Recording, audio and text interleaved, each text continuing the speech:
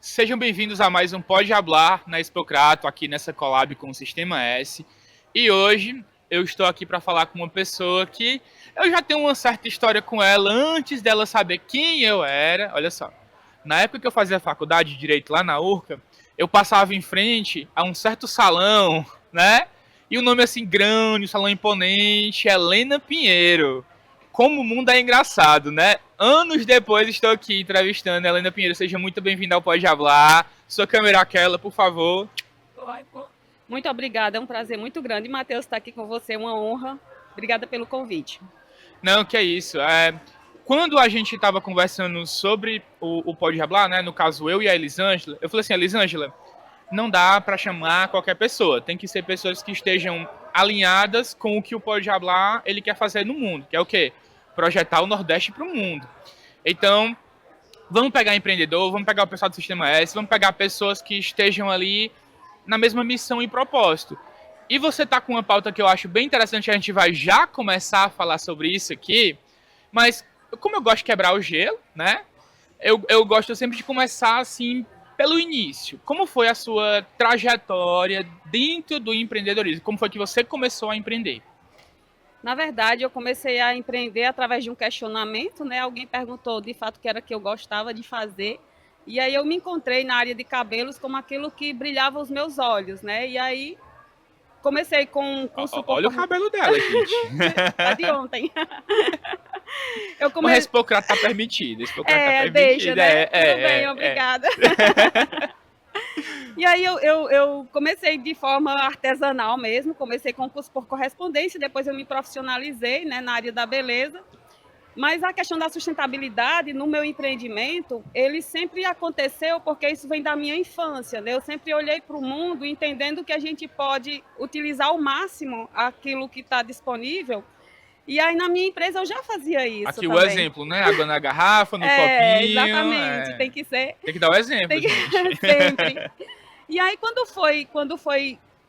logo quando eu formalizei a minha empresa, eu comecei eu eliminei os copos descartáveis desde 2008, que a minha empresa... Caramba, olha aí, gente, vai fazer 10 anos que não tem copo de plástico na empresa dessa mulher. É verdade, aí a gente eliminou vários materiais que poderiam ser substituídos por outros que economizam água na fabricação, enfim. E aí isso rendeu prêmios também à empresa.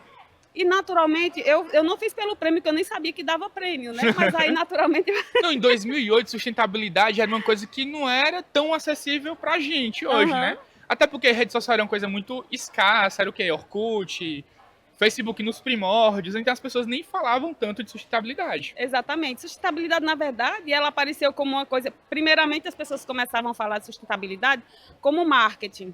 Só que hoje não é mais assim. Hoje é uma questão vital, né? Então, falar de sustentabilidade não é só sustentabilidade com relação a resíduos, mas em relação a tudo. É a sustentabilidade das finanças, da empresa. Então, quando você pensa em sustentabilidade, de fato, é transversal para todos os setores, né? Mas aqui a gente vai falar principalmente da sustentabilidade ambiental, que é uma das câmaras temáticas da Agência de Desenvolvimento Regional, Líder Cariri também, né? Sim.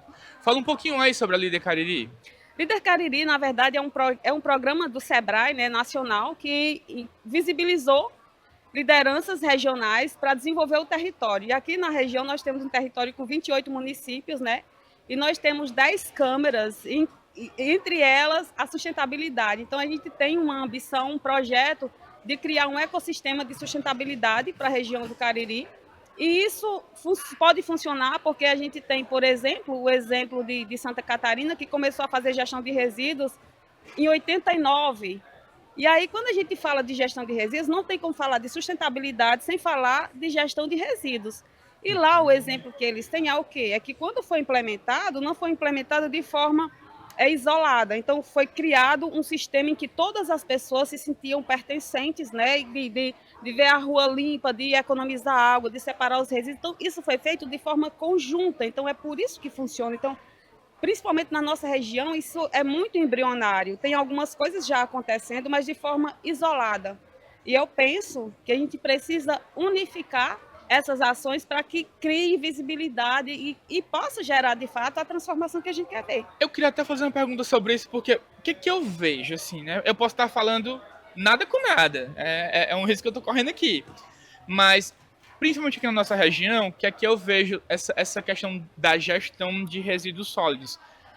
Eu acredito que muito se deve à ineficiência, porque é uma política de cima para baixo e não uma política construída de baixo para cima, ou seja, não começa com a educação, começa com a imposição e de algumas vezes até violenta, né? Uma linguagem que não colabora, né? Coercitiva. Coercitiva, exato. E aí a pessoa meio que perde o estímulo, porque, vamos lá, seres humanos reagem a incentivos. Então, quando uma criança ela acerta uma questão em um exercício, você vai lá e bonifica ela, né? Dá um biscoito. Tem gente que usa isso, né? Não é papagaio, não, mas tem gente que usa essa espécie de gamificação. A cidadania, ela também tem muito de gamificação. Só que aqui parece que a galera prefere o caminho mais difícil, achando que é o mais fácil. O que acontece é que a gente está numa sociedade que ela valoriza muito a competição, né? E não a colaboração. Então, agora, existem leis, por exemplo, a sustentabilidade, ela é um direito do ser humano, que diz que o ser humano ele tem direito a um ambiente sustentável, né? Que funcione para tudo. Na nossa região especificamente, está acontecendo muitas ações de forma isolada, e eu penso agora com a questão do fechamento dos lixões, né? Onde os municípios eles terão que pagar os resíduos por peso. Eu penso que a partir daí vão se gerar muitas ações com relação à coleta seletiva, à educação ambiental, mas você tem razão. Porque, por exemplo, a coisa vem de cima para baixo. Quando a gente sabe que, na verdade, os acontecimentos, as transformações, ela é de base educacional. Então, começar pela educação em todos os níveis, da escola básica à faculdade, porque às vezes você chega numa sala de aula para fazer uma fala e alunos do quinto, oitavo semestre não sabem o que são os ODS, por exemplo, que são os Objetivos de Desenvolvimento Sustentáveis, né? Sim. Então, assim, existe de fato uma falta de interesse. É como se as pessoas não entenderam ainda que a gente não tem um planeta B, C, só tem um A que já está esgotado, na verdade, né? Exato. E aí, falando nessa questão de incentivos, tem até algumas coisas do próprio poder público, por exemplo, o IPTU verde, né, que é algo que é bem interessante. Eu não sei se tem em Juazeiro. Tem em Juazeiro? Ainda não, mas no Crato tem. No Crato tem, né? É. Funciona legal lá? Como é? Olha, no Crato funciona, só que ainda, de novo, a gente peca pela falta de informação, porque tem muitas pessoas, tem muitas entidades que não sabem, embora isso esteja posto, por exemplo, no Instagram da prefeitura, enfim, mas não é uma informação disseminada. Vamos dar 2 passos para trás. Explica aqui para nossa audiência o que é o IPTU verde, porque você é da sustentabilidade, quem tem que defender é você. Na verdade, o IPTU verde é como se fosse uma moeda de troca, né? Onde o cidadão ele pega, tipo assim, eu não sei quais são as diretrizes da lei do Crato, Sim. Por exemplo, né? Mas pode ser em linhas gerais. O IPTU verde significa o quê? Significa que você troca os seus resíduos por crédito. Quando você vai pagar o seu IPTU, você tem crédito de acordo com a devolutiva que você der e resíduos, entendeu? Então, é basicamente uma troca, de novo. A gente está falando de quê? De barganha, de competição, enfim. Mas, querendo ou não, é um sistema de incentivos, porque todo mundo reclama de imposto. Com certeza. O que o IPTU verde faz você paga menos imposto desde que você gira, né, os seus resíduos de forma correta. Exatamente. E principalmente para empresas, para grandes geradores, né? Para grandes geradores, para cooperativas, e enfim. Isso é muito importante, porque querendo ou não, você vê a sua devolutiva, daquilo que você dá, você vê um retorno. Porque o que acontece muito com a gente, né? A gente paga impostos muito altos e a gente não vê essa devolutiva. Então, é uma forma de isso sendo bem esclarecido, sendo transparente, é uma forma de você informar o cidadão o que é que está acontecendo, qual é o papel dele e o que é que ele recebe em troca. Então, de novo, é um incentivo, sim. Pois é, e eu culpo muito o marketing das prefeituras, tá? Porque é uma coisa que dá para você traduzir de uma forma muito simples, como a gente acabou de fazer aqui. Você está trocando lixo por dinheiro. Você está pagando menos imposto quando você cuida bem do seu lixo. E eles botam as palavras enfeitadas e tal, não sei o quê. E a informação, vamos lá, Se eu falo uma coisa e você não entende, a culpa não é sua, a culpa é minha. Eu não soube modular a minha mensagem para você. E eu vejo que os marketing de prefeitura e tal, não apenas as daqui, né? Brasil inteiro, são bem deficientes em relação a isso. De fato, você tem toda a razão, porque a comunicação eficiente é aquela que você dá e a pessoa entende. Você pode ter feito da forma mais clara, mas se a pessoa não entendeu, não houve comunicação. Não houve comunicação. Né? Então, com relação à questão da sustentabilidade, existem muitas ações aqui na região, inclusive, existem startups que trabalham a gestão de resíduos, né? Em eventos, por exemplo, a gente fez a gestão de alguns eventos, mas ainda falta lá no final ainda falta a estrutura de recepção. Por quê? Porque a gente faz a coleta, faz toda a separação, mas ainda tem, por exemplo, dos resíduos orgânicos, a gente não tem uma usina de compostagem aqui na região. E, por exemplo, 55% dos resíduos gerados são orgânicos e eles são responsáveis pelo gás metano, que é mais letal para o meio ambiente do que o CO2, por exemplo, entendeu? Então, são pautas. E por que isso ainda não... E que poderia estar gerando energia elétrica. Com certeza. Com biodigestores, criando uma usina de compostagem, a gente resolveria... Tem muitos condomínios hoje em dia que são autossustentáveis, né? Isso. Pelos próprios resíduos que eles produzem, eles geram a própria energia. Exatamente. Mas isso é cultura, né? É cultura. Aqui na região, a gente tem uma luta muito grande. Porque, por exemplo, eu transito entre cabelos e sustentabilidade e empreendedorismo, mas a gente tem muitos espaços e a gente tenta implementar essa cultura dentro dos condomínios, mas ainda é um desafio muito grande, porque mesmo você mostrando, por exemplo, que existe um ganho muito grande, mas ainda assim existe uma resistência muito grande na implementação. Porque implementar tem um custo, mas depois ele se torna autossuficiente, ele se paga. Exato. E aí todo mundo só quer o miojo, tem que ser para ontem.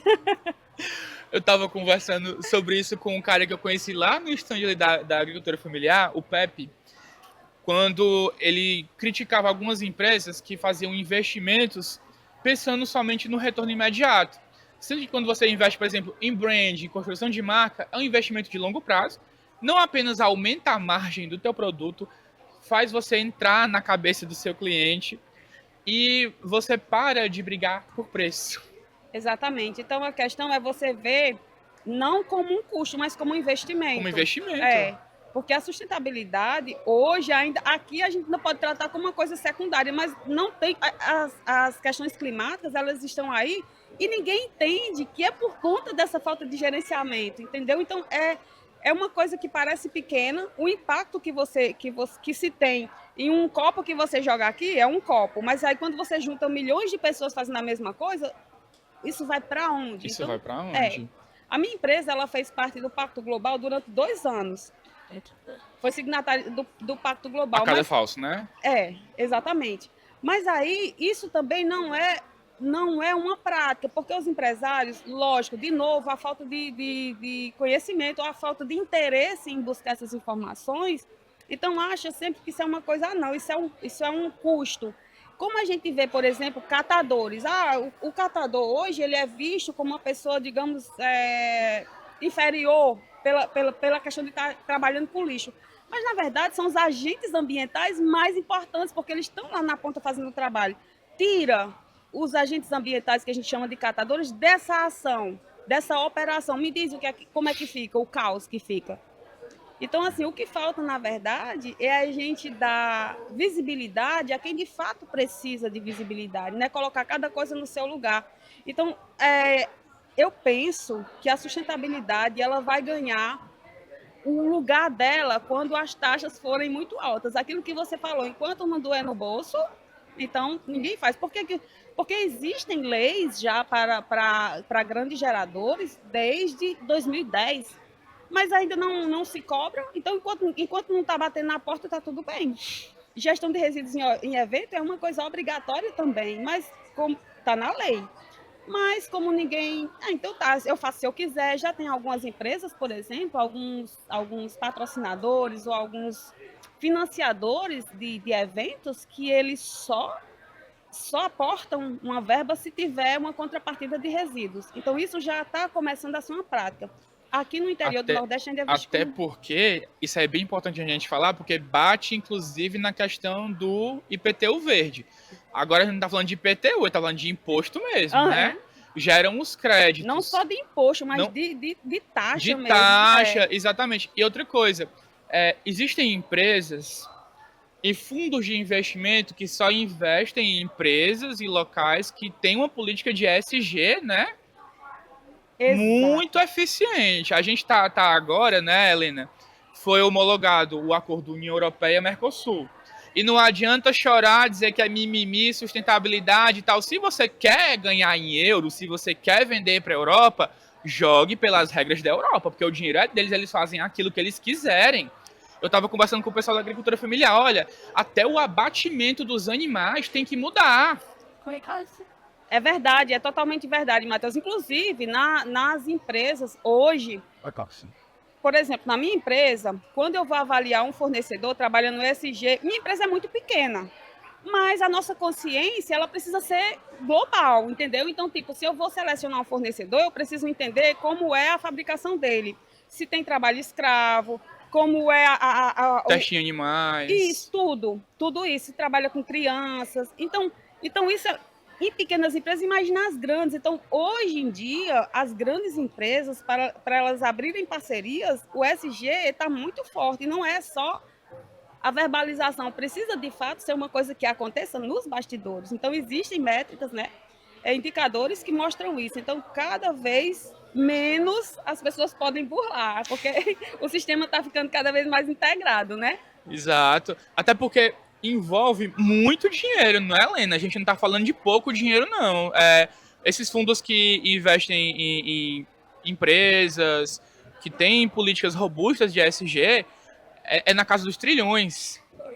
É verdade, Matheus. Inclusive, existe muita verba para a área ambiental de gestão de resíduos, falta projeto. Na verdade, falta projeto. Tem muita verba, faltam projetos. Então, isso que você está dizendo é totalmente verdade. Então, existe na casa de trilhões. E o que está faltando? Está faltando estruturação de projetos que façam sentido, porque, de novo, não pode ser um projeto elaborado de qualquer jeito. Tem muito dinheiro, agora o projeto tem que ser bom. A pessoa tem que demonstrar capacidade de execução. Exatamente. Eu tô na luta aí pra botar esse negócio aqui de pé. Você não tem noção de como os editais. Tem edital, mas você tem que mostrar. E aqui a gente tá construindo portfólio exatamente pra galera ver que aqui não é brincadeira. Uhum. Aqui é um negócio feito para ganhar muito dinheiro, se Deus quiser.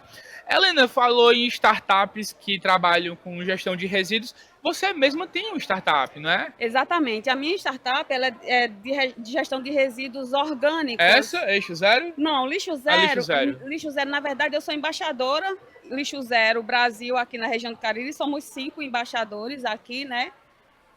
Por isso que eu vim com Lixo Zero.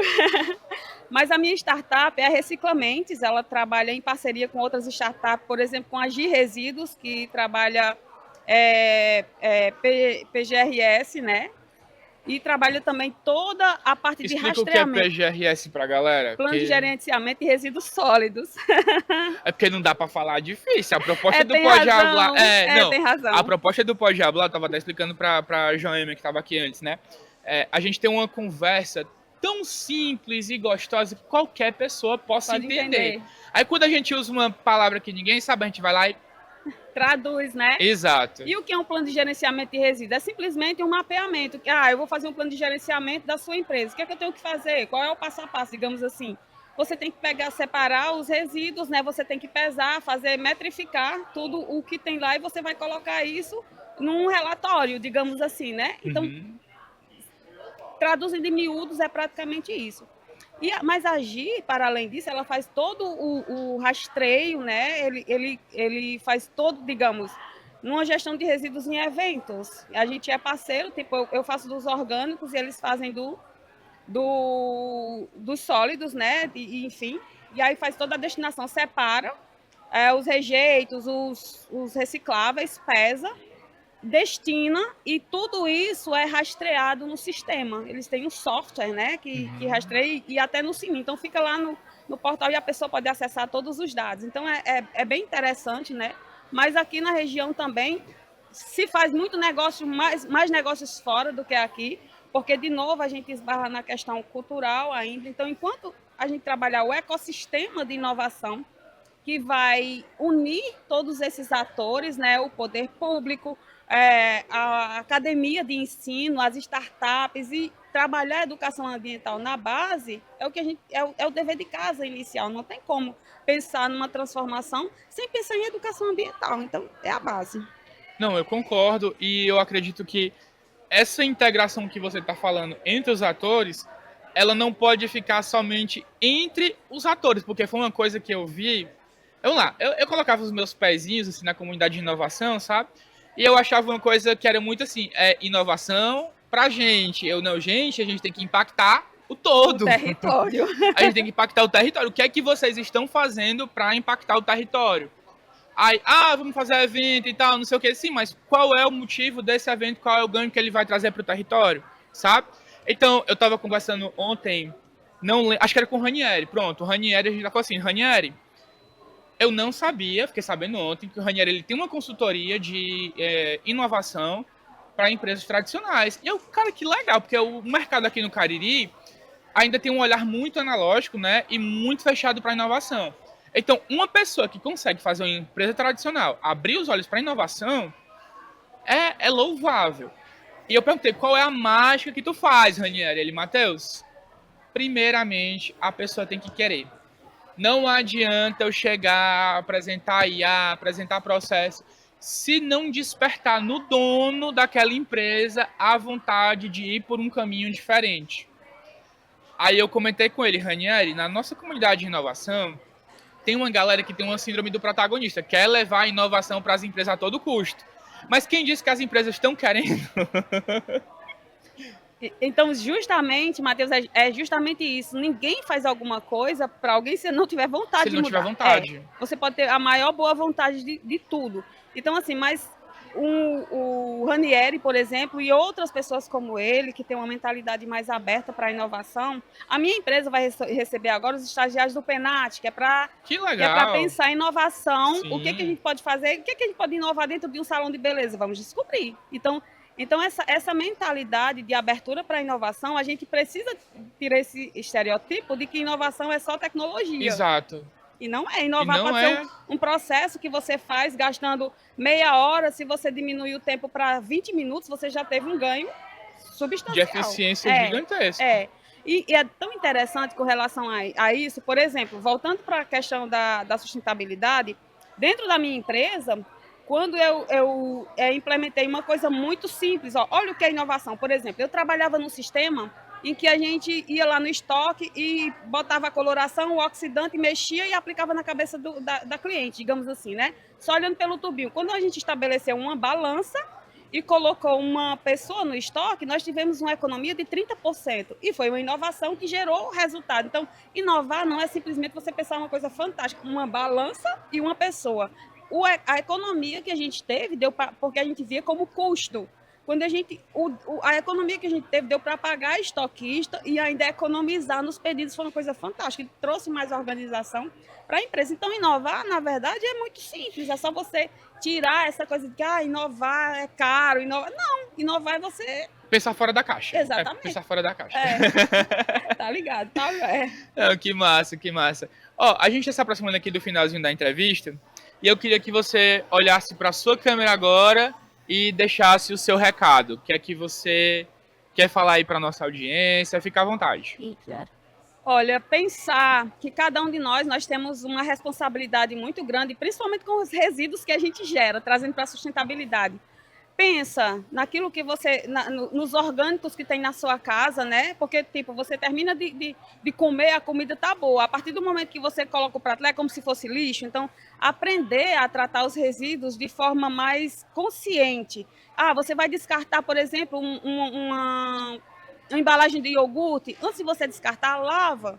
Porque pode virar lixo, um bolo, nada a ver, mas pode virar ativo financeiro. Então, assim, vamos pensar que todos nós é uma responsabilidade coletiva. A mudança que a gente quer ver no clima, a mudança que a gente quer ver na nossa cidade com relação à organização, à limpeza, a retorno financeiro daquilo que é lixo hoje. Então, depende de cada um de nós. Então, não é olhar e delegar, porque a prefeitura não faz nada, o poder público não faz nada. Quando você traz a responsabilidade para você, você faz parte dessa transformação. Então, a responsabilidade, com certeza, é nossa. Cara, fico muito feliz. Muitíssimo obrigado por estar aqui no Pode Hablar. Obrigada, Seja Matheus. bem-vinda. Obrigada, Espero que tenha gostado. Muito obrigada, viu, pela oportunidade. Que isso, é um prazer gigante. Valeu. Oi. E